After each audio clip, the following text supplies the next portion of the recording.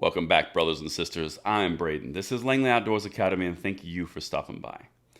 All right, guys, for this episode of Bullet Points, we have got to do what Bullet Points was designed to do. We have to get in that leftist echo chamber of opinion pieces, and we got to rattle things around a little bit. Because what I just found this morning was an article, an opinion piece from a college student or a university student. Add a little prestige to this.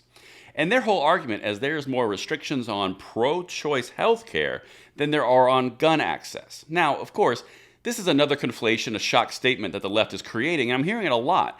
But we're about to destroy it right now because this is a stupid argument. Everything's going to be linked in the description box below. I want to hear from you guys on this one. I'm going to do a quick read from our sponsor who made this video possible, and then we are going to hit it and let the correcting begin. Let's get it. Now, have you ever wanted to learn more about gunsmithing, firearms repair, or shooting sports management? Enroll in one of SDI's online programs or courses to take your hobby to the next level. Payment plans and funding options are available, so check out the link in the description box below and visit sdi.edu for more information. And thank you to SDI for sponsoring this week's videos. But all right, guys, so before we get going, I'm going to lay something out that's really important about the author of this opinion piece. Now, you have some stuff here that is covered up because I don't want to put out where the person goes to school, and I don't want to put out the person's name because let's keep it classy, right? Anyway, this individual is a junior at a university in Florida studying political science and writing and rhetoric. Now, this opinion piece is full to the hilt of rhetoric. This is insane. In fact, this is where it gets into trouble, but I want to show you what they're doing because this is some next level stuff right here. All right, check this out. 1, focus on lack of knowledge. 2, listen to the underlying anger across the board against everything. And then 3, listen to just how insane this sounds. Check this out. My body is more regulated than guns. Opinion. This was published yesterday. Okay, your body is more regulated than guns. Well, I'm pretty sure the pro-choice and pro-life arguments are not around your body, but the whole rebranding thing. Anyway, that's not what we focus on. We focus on the Second Amendment piece. Check this out. It's official. My uterus is now more regulated than guns. Okay. Do you have a NICS background check every time you copulate? Yeah. Anyway. Weapons of mass destruction with the ability to kill hundreds of people in seconds are easier to access in the state of Florida than life-saving healthcare. So much in this sentence. All right.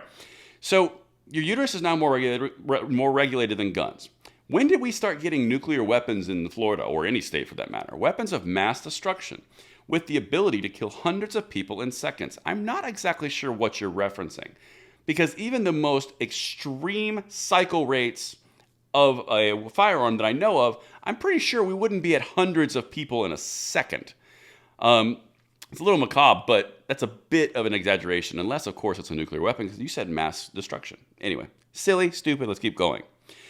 All right, so here's what the impetus for this whole article is, and this is where they tie in the Second Amendment. Again, they're making a conflation here, which makes no sense, and we're going to get into it in 1 second.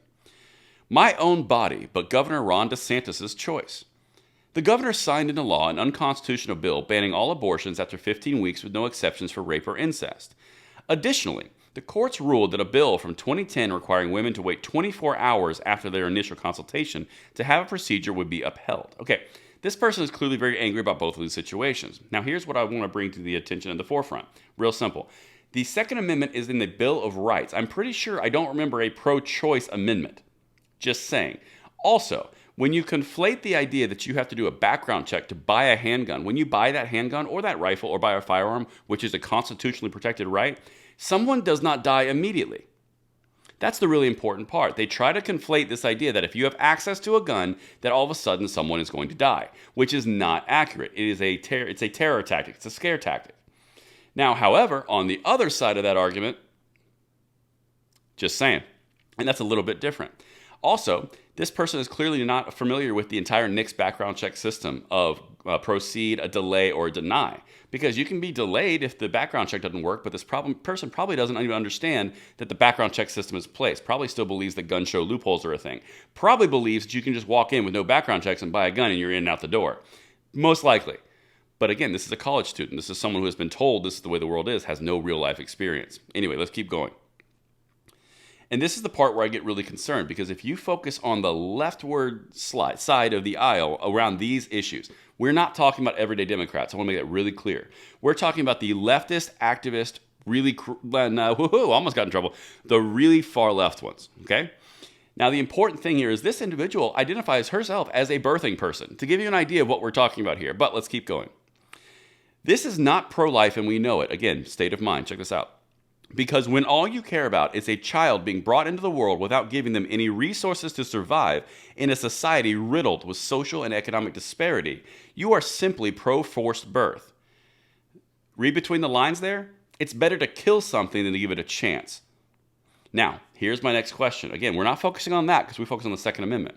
If that is your stance, then why are you upset about all the gun violence and gun crime? Because if that's truly your stance, it doesn't matter.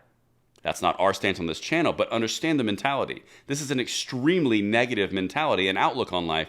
It's so bad. We're so underprivileged and we are so just in a terrible position. It's better just to die. That's what that says. I didn't write this. That's what that says. Okay, let's keep going. I got one more for you.